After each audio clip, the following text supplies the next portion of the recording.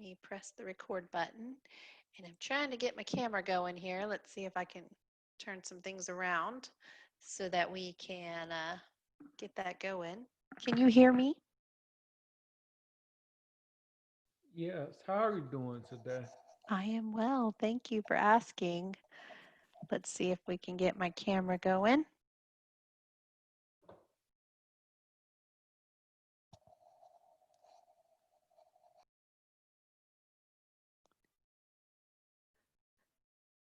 Okay.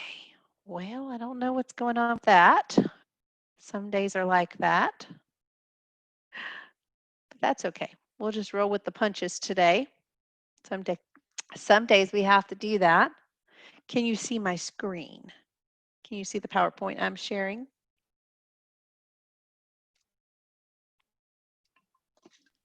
Yes. Okay, wonderful, wonderful. So welcome to week 2. I am putting this up here early because I will show it again in our presentation, but I wanted to be very clear, make sure I get that in there for the live lecture quiz as well. My plan for today is to kind of go through some of the content. I want to talk about how to, things to talk about on your discussion, as well as some things to point out about the assignment. As of this morning, I have gotten through about half of the grading. So if I haven't gotten to yours yet from week 1, just please be patient with me. I will get it done. I'm usually a Monday, Tuesday grader. So usually by the end of Tuesday, everything from week 1 will be graded. So feel free to reach out if you're unsure on any of my feedback. I try to give as many points as possible. So a lot of the things if I deduct points, there's always a comment about what was deducted. So something to think about as you look at this week. And let's get started then. Let me go back and we'll take a look at today. So today is all going to be about data. How do we represent data? How do we interpret it? How do we look at it and say, you know, what is this information trying to tell us? And then we also want to talk about ways that the data, the graphs, the presentation of the data can be confusing. And so we'll take a little bit of a look at that. And then something, we'll end up with a little bit of business research and some pitfalls that I think people make when they're researching things about their business, and then of course how to avoid those things. So that will be our goal for today. So let's talk a little bit about the first prompt for your discussion. You are being asked to, let's say that we're pretending that you work at a law firm, and at this law firm, you're being asked to research the outcomes of patients who were in vehicle accidents. And then how will you manipulate the data to present outcomes in favor of a preconceived idea? So let's say you wanted to show that patients who were in vehicle accidents were always hospitalized. Okay.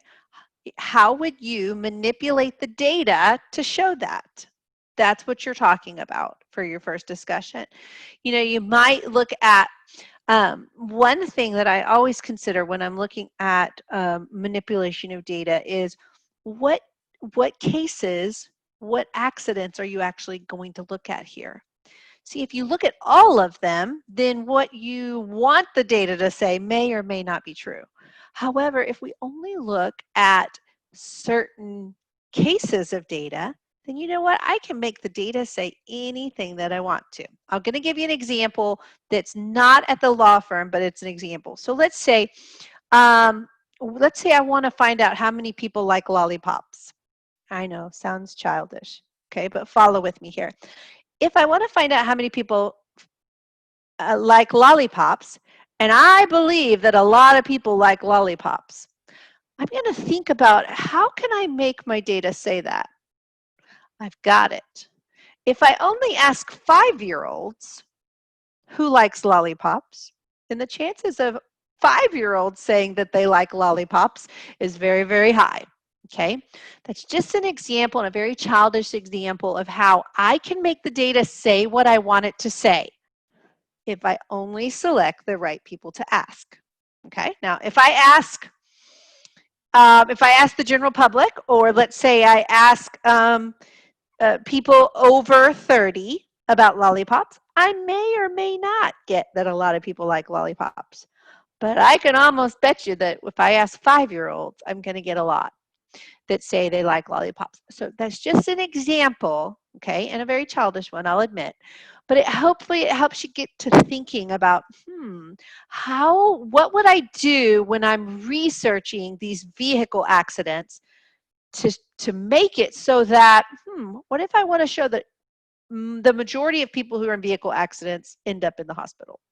Okay, I hope that our little talk there kind of spurs you on to thinking about what you can write about, how you can manipulate the data, okay? Let's see. Be real careful. Your discussion, come back, sorry. Your first discussion, you'll want to make sure you post by Wednesday, okay? And then, of course, you've got your 2 replies. When I'm grading discussions, I'm looking for depth, okay? Make sure you make your point and then you support it, okay? You've got a citation that you need to have, and you may want to look at, in this particular one says, you may want to look at articles that show examples of data deception. Okay, so you've got some things you can look at to see if you can find an article that talks about how data can be deceiving. I always think there's some good ones out there. So take a look at that for discussion 1. Now, discussion 2 is the same scenario. You're still working at the law firm, okay? But this time, you're asked to research the cases of patients who were in vehicle accidents versus those who were in industrial accidents. Describe any preconceived ideas or bias that you may have. Okay, I'm going to give you an example. Okay, let's say I'm researching this about patients in a vehicle accident, and my brother was in a vehicle accident. I obviously have some bias there, right? Depending on how the outcome of my brother's accident was, I'm going to bring some bias. I'm going to bring some preconceived ideas to my research. Okay, that's just an example of one preconceived idea or bias. And then the second follow-up question is, okay, so if I know I have these preconceived ideas and bias, what steps do I take to minimize it? Now, I'm probably not going to be able to eliminate it. Most people are not. But what steps can I take to minimize the bias that's going to show up in my research? So I hope that kind of gives you some ideas that to consider for both of our discussions. So we're really playing on this scenario that we work at a law firm as a business accounts manager, but we're doing research here. And you can talk about any of these scenarios that I've presented. You can also come up with your own. I think there's some good examples of how to minimize the bias that we all bring to our job. Of course, you've got 2 replies to your classmates, and you've got a citation that you'll want to look at. There's some good notes here about for your citation, finding articles that show examples of how bias impacts business forecasting. So you've got some options there for your discussion. I really enjoyed the week 1 discussions, and so I'm looking forward to a great week 2 as well. I know there's a wealth of information out there, but I'm looking forward to see maybe you add some personal experience to this in addition to your citation. All right, so we're going to talk a little bit about ethics in the workplace. Ethics is a word that's derived from the Greek word ethos, which means principles or values or standards that guide behavior. Personal values are similar to these ethics, but personal values are called morals. So we have ethics that guide our behavior in the business world, and we have morals that guide our personal behavior in our personal lives. So there's 4 levels of business ethics. We have law, policies, individuals, and consequences. And just a side note, one of the things that I noticed when I was grading the week 1 assessments, the vocabulary from week 1 was so rich, so robust. So we want to make sure that in week 2, we're gathering all of this good vocabulary as it's going to help us on our assessment. I think I find that the vocabulary shows up the most in the assessment. So we've got 4 levels of business ethics here. 7 steps to think about when you're needing to make an ethical decision in your business. Of course, step one is we want to stop and think about what is the actual decision that needs to be made. Taking a breath and not just making a very reactive decision many times helps us to avoid decisions that may cost us later on. So I encourage you to, when you are needing to make a decision, be sure to stop and think it through first. And then step 2, clarify the goals. Make sure that what you're trying to accomplish is very, very crystal clear. I don't know about you, but in business, it's very important to keep the main thing, right? To make sure that when we're going to make a decision that we're moving towards what we said was our purpose, what we said was our goal. Step 3, determine the facts. Decipher between what is fact and what is just hearsay, what is just a maybe. Actually look at the facts. And of course, you know, me being a numbers person, I'm going to say, look at the numbers, right? Well, even with the numbers, we have to make sure that the numbers we're looking at are actually the facts, that they're not being deceptive. 4, develop options. I like to think of this as brainstorming, right? Think of option 1, option 2, and then somewhere in the middle, option 1.5, right? If you can brainstorm multiple options, multiple scenarios that would happen based on a decision, then you've considered it from different perspectives.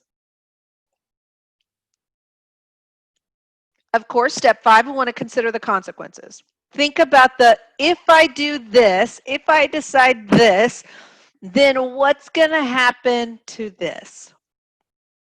Think about the consequences for all stakeholders even. You know, not just how it affects you, not just how it affects your profit, not just how it affects your client, how does it affect your employee?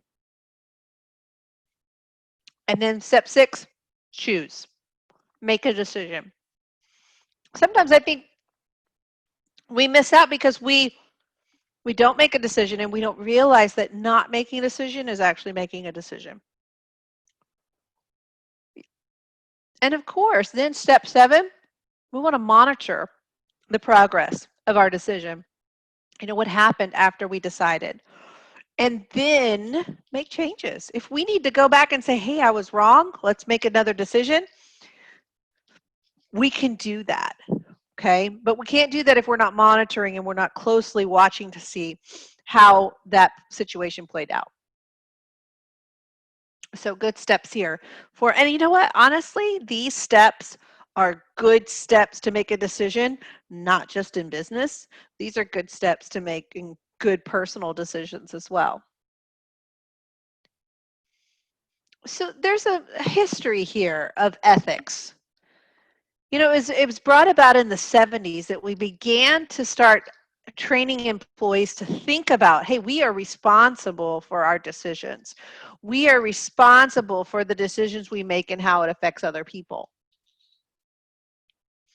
In 1986, the defense industry on business ethics and conduct was formed to support standards of conduct. It set a standard for this is how we should work in our business with others and with our clients. And then we, in 1991, the federal sentencing guidelines for organizations was created. And I think the essence here is that, there many strides have been made towards bringing ethics to the forefront, that it needs to be something that we consider and we hold ourselves to. We are not perfect. However, we have come a very long way, and we continue to improve on our practices as we put treating others in a respectable, back to that old golden rule, treat others the way you want to be treated. When we do that, we make a business a good place for not only our clients and our customers, but also for our employees who work with us.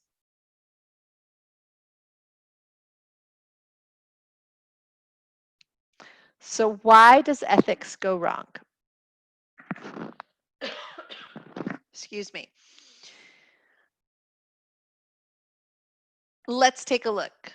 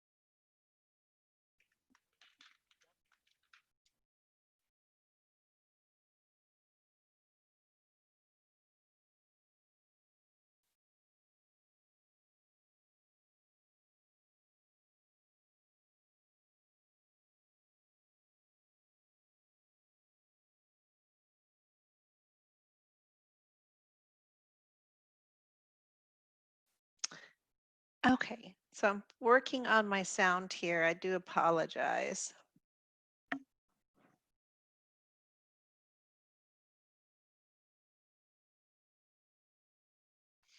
I will post this video for you since I'm not able to get the sound to work here. Can you hear me?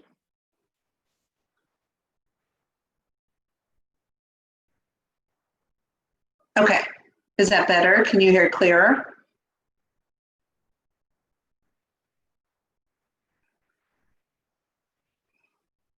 Okay, perfect, perfect. Okay, I will come back to that then. And like I said, I will give the link to that video so that everyone can enjoy it.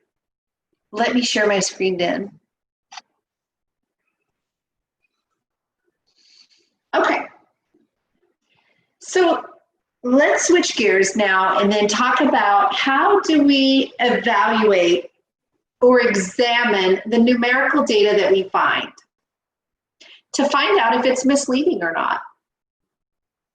I think these are some good steps here.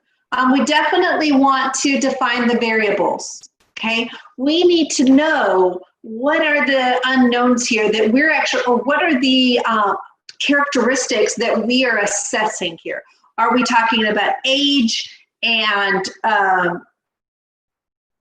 length of employment? Are we talking about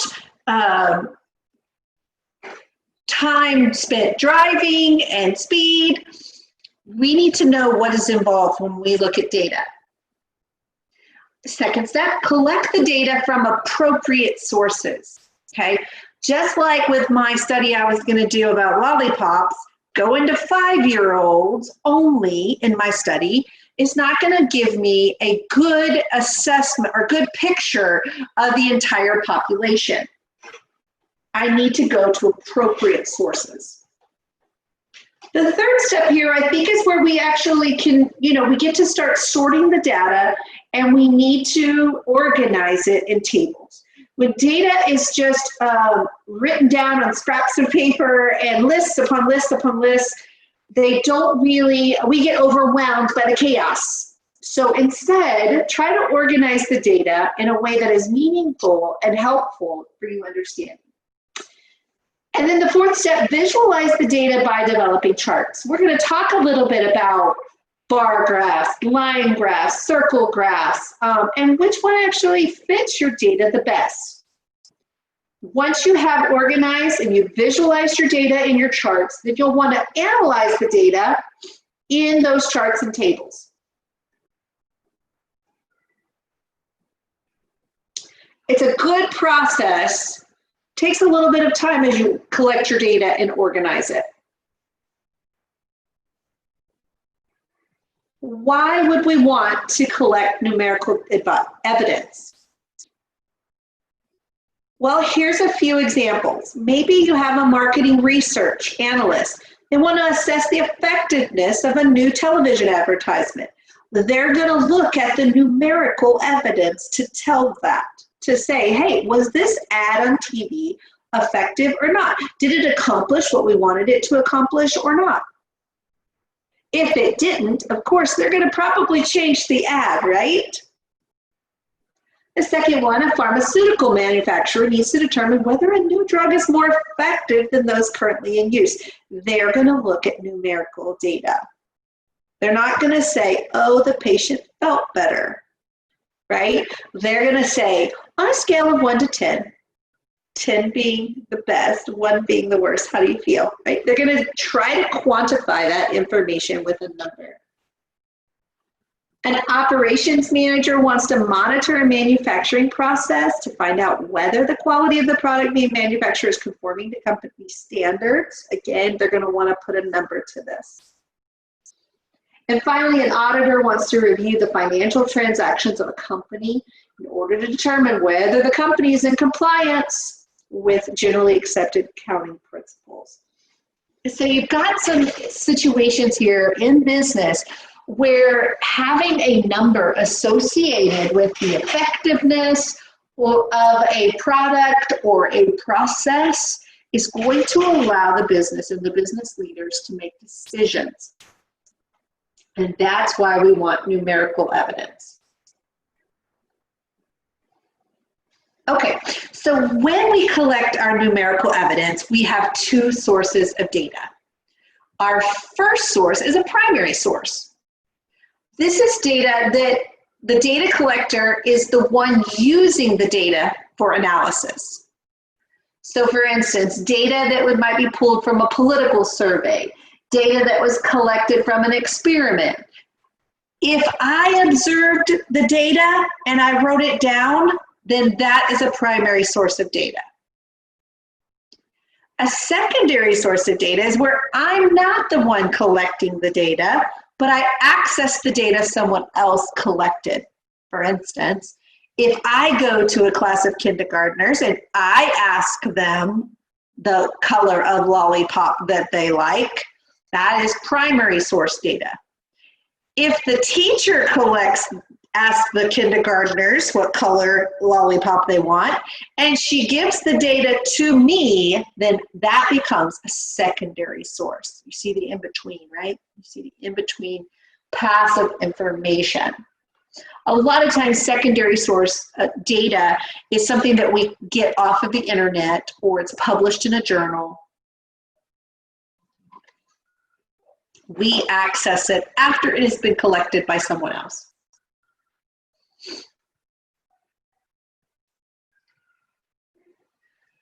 So there are a few categories sources of data that fall into these. So you have data that's distributed by an organization or an individual. These are generally published sources, and a lot of times we'll see these in journals and magazines. You can have a designed experiment, a taste test, like I was talking about with lollipops, right? Surveys, oh so good, those surveys, right? I know a lot of times when you go to the mall or places where people are gathered, you have people who are trying to collect survey information. And then an observational study. You're just watching people, right? And you're collecting data. In this example, you're counting people in the mall with a red shirt.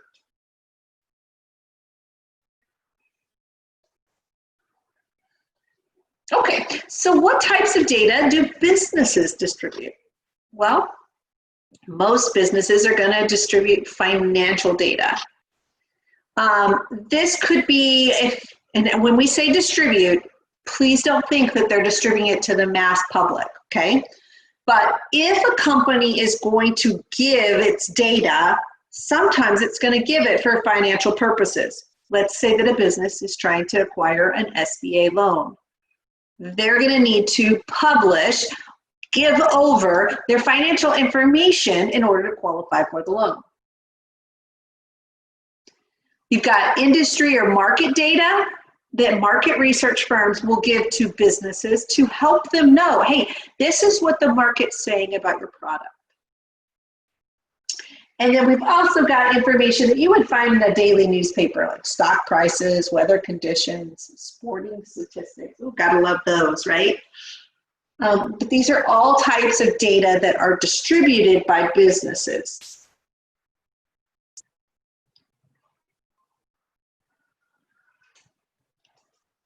All right, here are types of data that come from a designed experiment. So if we have two different versions of a product, sometimes businesses will conduct an experiment. Hey, you want to try this new cookie or this cookie? Which one do you like? And it's letting the business know by their designed experiment which product to pursue further. Obviously, if they put a sugar cookie and a chocolate chip cookie up next to each other and they went to the customer and said, hey, which one would you choose? The customer chooses the chocolate chip. The company then might decide not to pursue the sugar cookie any further.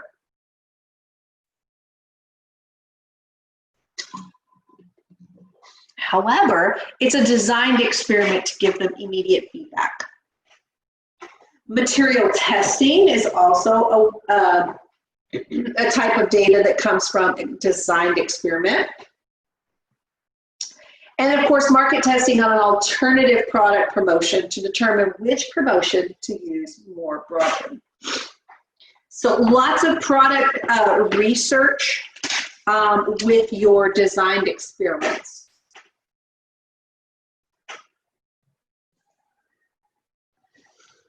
Survey data, it's a big time for survey data right now in our country. You've got the political polls that you have going on with registered voters right now. But you could also have people being surveyed to determine if they were happy with a product or a service. You have to be really careful with the second one. Research shows us that people who respond to a survey were either extremely happy or extremely unhappy. You very rarely do people in the middle respond to surveys. So you have to be real careful. Sometimes you get some bias there because you're not really getting a picture of what happened across the entire population.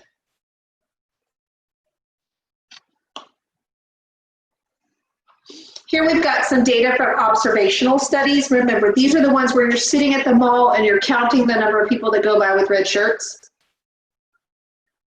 These are some examples of how to do that. I like the last one, the measuring the volume of traffic through an intersection. This can be done with video, and a lot of times it is.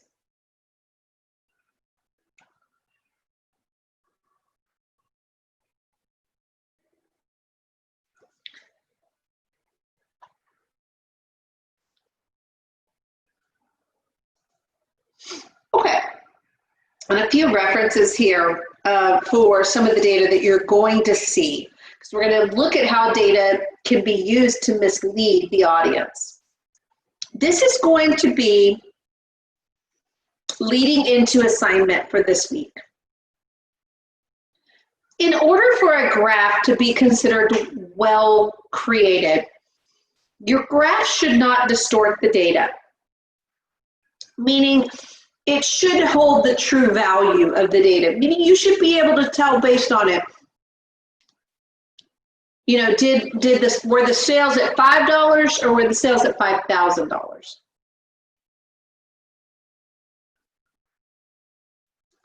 Your vertical axis should begin at 0.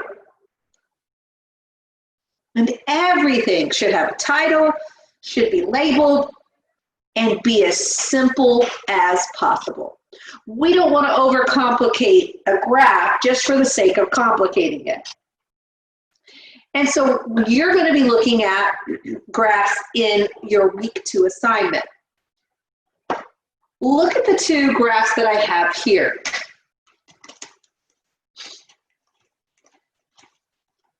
The one on the left is very difficult to read. And my question is, how are we supposed to know by the size of the dollar how much the change in minimum wage was? Whereas if I plot it like I did on the right, it becomes very, very clear which graph, what the increase for the minimum wage was. I can clearly see from the graph on the right that the increase from 1960 to 1970 is less than the increase from 1970 to 1980.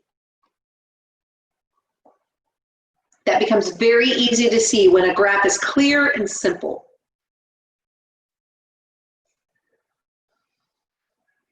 Here's another example.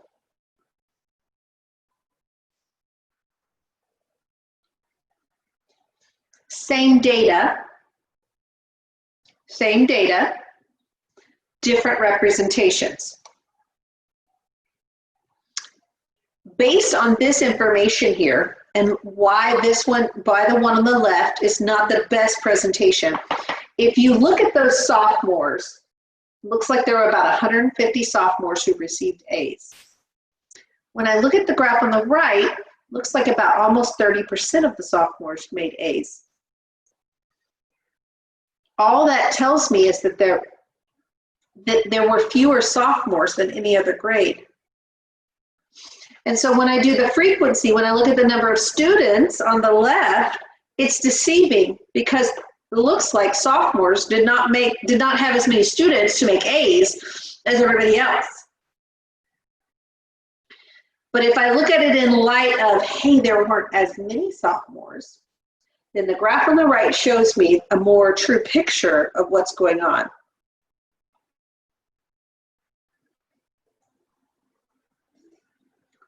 All right. So look at the graph on the left for this one. Again, same information. Notice the graph on the left has all this empty space. And it's because we've squeezed the graph down on the vertical axis so that we can get all the way up to 200. But our sales were nowhere even close to 200. If you look at the graph on the right, our sales at most get close to $50. And so by using the graph on the right, it becomes more clear the difference and the changes in the quarters versus the graph on the left. So this is an error of compressing the vertical axis. All right, here's a good one. No zero on the vertical axis. So looking at the graph on the left, you can see that the vertical axis actually starts at 36. Whereas the graph on the right, graphing the same thing, starts at 0. So it's clear to see relative space from 0. The little squiggly line on there on the graph on the right, that just means we're going to skip a few values to get to 36. But still, it keeps us in reference point to where 0 is.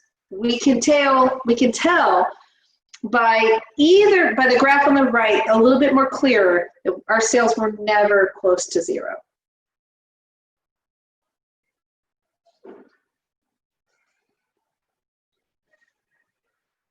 You want to definitely avoid 3D types of graphing. The two graphs you see here with the circle graphs are both graphing the same thing. But the one at the bottom is a 2D graph, and it's more clear, simpler, easier for people to understand and relate to the information, as opposed to the 3D graph at the top.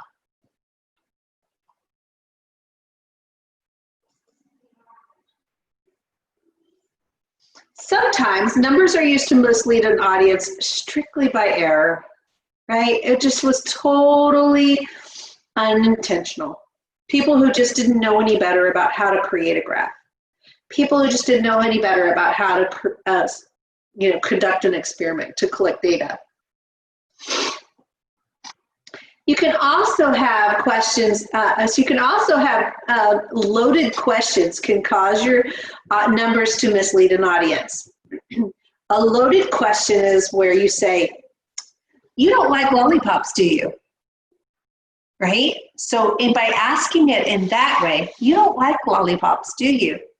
You're indicating to the person you're asking how you think they should answer. It's a loaded question, okay? Instead of asking very openly that allows for either type without any kind of leading the person to an answer. Of course, there's always going to be bad sampling techniques that you're going to have to make sure that's not happening in when you're evaluating how the numbers are being used. There are some bad samples. And these are samples that are voluntary, where people volunteer to be part of a survey. This is one in which the people themselves decide whether they want to be included or not. And the reason why this creates a bad sample, remember what I said, research shows us the only people who volunteer to be part of a survey are people who are extremely happy or extremely unhappy. And they choose to respond. And when they choose to respond, many times they do not, it does not give you a good picture of the entire population.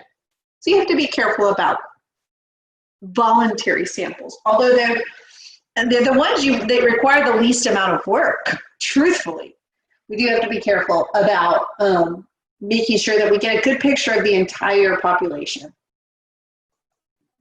Okay, loaded questions. Here's another example. If questions are not worded carefully, the results of a study can be misleading. So here's an example of a loaded question. Too little money is being spent on welfare versus too little money is being spent on assistance to the poor. So in this case, we are intentionally wording it so that we get a desired response. Remember my lollipops. You don't like lollipops, do you? Right? Most people tend to agree with the person and want to go ahead and say, oh, no, I don't like lollipops. Even though lollipops may be the best thing ever for them. Again, a childish example, but it will help you to remember that those loaded questions can very much skew your results. Okay, so the types of graphs and charts you're going to use for this week are a bar graph, a pie graph, and a line graph. And let's take a look at the assignment for this week. So you're going to be looking at two different graphs. And I have those two graphs. Hold on one second. I'm going to pull them up so we can talk about them exactly. Because I think it'll help you. We'll look at the actual assignment.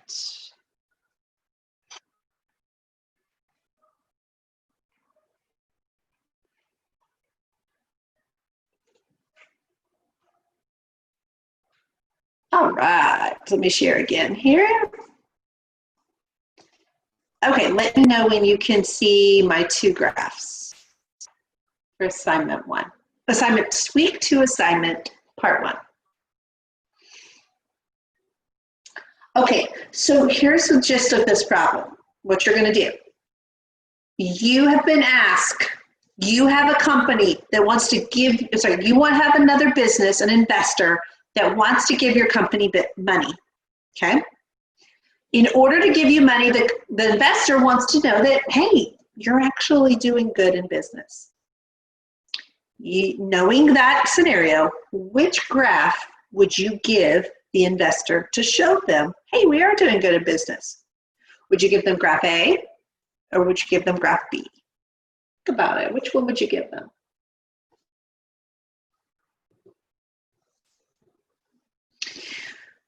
So based on your answer, and here's the deal. There is one that I think is better. You're going to, based on that, you're going to tell me why you think that graph is better to give the investor. Talk to me about all the things we talked about a good graph, okay? Tell me why that graph is the best one to give an investor, and then tell me why the graph you didn't choose is not the best graph to give your investor. That's what part 1 is about, okay? I have a lot of people who get confused, get like, I'm not sure what to do based on the wording of the prompt, but I just cut it all away and very simply, that is what you're doing for the assignment, okay? So first thing is choose a graph that you're going to give to the investor. Talk to me in 250 words or more about why that graph is the best graph to choose and give an investor, and tell me why the other graph that you didn't choose is not the best graph to give an investor. That is part 1. I hope that sounds doable to you. Most people hit the week 2 assignment out of the park, okay? For part 2 of this, for part 2, you're going to create a bar graph. So you've got your information here, and I'm going to show you very simply how to make your bar graph in Excel, okay? So let me bring up Excel, and I'm going to show you how to make this bar graph, and it's going to be super easy because you're going to let Excel do all of the hard work for you, okay? Let me scoot it over just a little bit, make it smaller so we can see our data. There it is. You're going to make a bar graph of this data. Indiana, 25,000, Iowa, 17,000, Illinois, 36,000, yada, yada, yada. Like I said, you're going to type your information very easy into Excel. Now, if you use Google Docs, you can definitely do this in Google Sheets. And there's your data, okay? Then you need to highlight your data. And you're going to insert a chart. Now see how lovely Excel does is it gives me all these lovely options for the types of charts. Remember, I'm doing a bar graph. And I don't want any of those 3D ones. We talked about that. So I'm going to do a 2D. Look at that. Excel did all the work for me. Now, the part you'll need to finish on is to make sure, and I'm going to scroll up here, make sure that your assignment has, your graph has a title. Look at that second bullet point, title of the graph. Well, look what Excel did. It put a chart title there. I just have to go in and erase the chart title part and type in my title, okay? Also, make sure you include a title for the x-axis and the y-axis. You've got your numbers and your states on your axis. That's already done for you. And once you get that done, you can copy this and paste it into your Word document with your 250-word part 1 explanation, okay? Very, very easy this week. If you have any trouble with the Excel or the bar graph, reach out to me or our lab instructor or our tutor. We've got tons of resources. We will help you with that bar graph. But I think if you will use Excel, really going to help you on the pieces this week. So do I have any questions about the week 2 assignment? I hope that broke it down for you. Yes. How would we label the x-axis and the y-axis?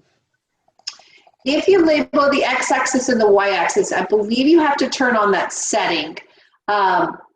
So see how I clicked the little plus there and the axis titles? You can add those in there. Okay. Yeah.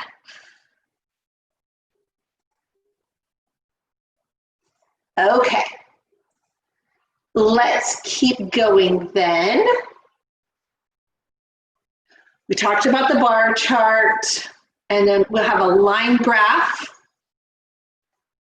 and then of course a pie chart. Something to think about, and just remember that with a pie graph, all the percentages have to add to 100%. Okay? That's sometimes where we make it, some people make a mistake with their, or maybe you've seen a pie graph that didn't add up to 100%. It's got to make sure that it adds to 100%. All right, my friends, so here are our lecture quiz, and I have the answers for them there. So make sure that you screenshot this, take a picture, jot them down, any of those things, to make sure that you do well on the live lecture quiz for this week. As we're finishing up, remember what we talked about with your discussions. You're a law firm, you're working at, you've got 2 scenarios that you're going to write posts for. Make sure you get your 2 replies to your classmates. Then we walked through how to complete the week 2 assignment, which I think you're going to really enjoy. It's one of the ones that people just, like I said, do very, very well on. I almost want it to be the first one in the class because it's such a good one to start off with. I wish it were the week 1 assignment, but it's not, so we'll just continue on. And then after that, you've got your assessment. That's a lot of the vocabulary we talked about the ethical behavior, things like that. You've got an essay question, of course. Please, please write as much as you can on your essay. I love, love, love, love, love to give partial credit. So please, please put as much thought and effort into your essay as you can. And then you got your live lecture quiz here.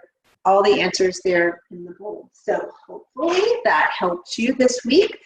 Get week 2 off to a great start. Just as a recap, here's where everything is and what's due.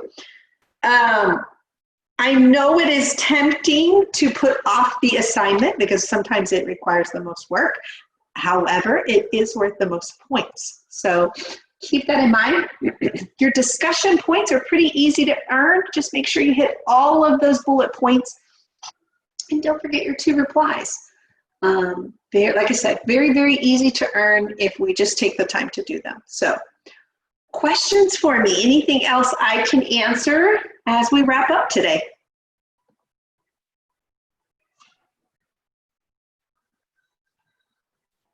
No, thank you for us being able to get in today. Yeah, you're welcome. We have the new Zoom update, added the password requirements. So I'm glad you guys were able to get in. I'm going to hang around for a little while for those who might stop by later. But thanks so much to everyone for stopping by. Thank you to you, those who came live. And let's get off to a great week too. All right, you got a good one. Thank you. You're welcome. Have a good day.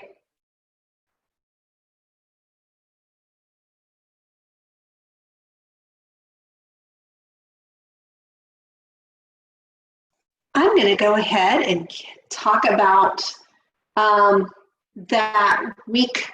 I'm going to add the chart titles for those of you who are still watching the recording.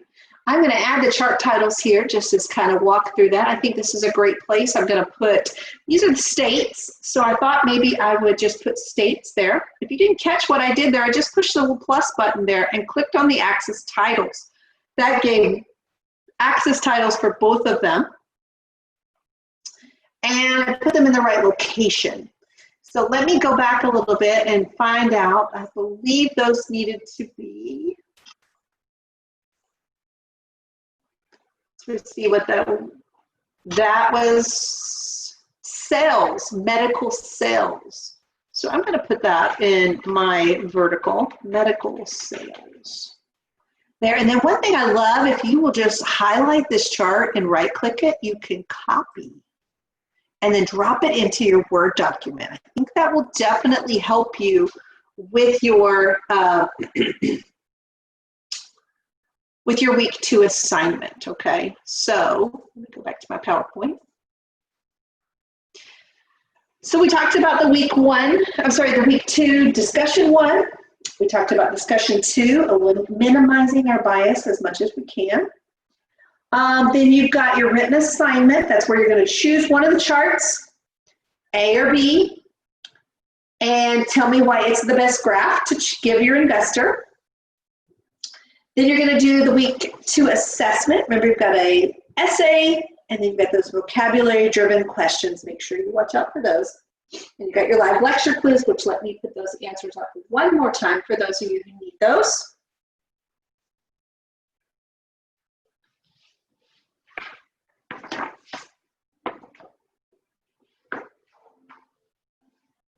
All right, my friends. Well, thanks so much for watching. I hope you all have a great week. Bye for now.